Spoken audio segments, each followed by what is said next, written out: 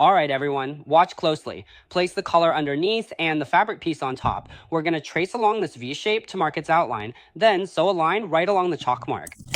This method ensures the V-neck color will match the angle of our front panel. After sewing, leave a 0.5 centimeter seam allowance and trim off the excess. Then snip a small cut in the center. Next, press the seam open. It's important to make sure the seam is perfectly aligned. Now, sew an edge stitch. Stop right in the middle of the seam and then pivot. The width of this stitch needs to be perfectly even. Now, place the fabric piece underneath. At the point of the V, use a pin to hold it in place. This allows you to directly attach the fabric to the collar. You can stretch the ribbing just a little bit as you sew. Pay close attention here. You must sew right to the center of that seam, leave the needle down, and then snip the fabric. Stretching the ribbing slightly prevents it from flipping outwards and gives it a better, more structured look.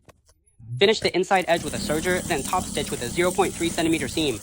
Since you watched this far, could you use your wonderful hands to give me a little heart and show some support? Thank you.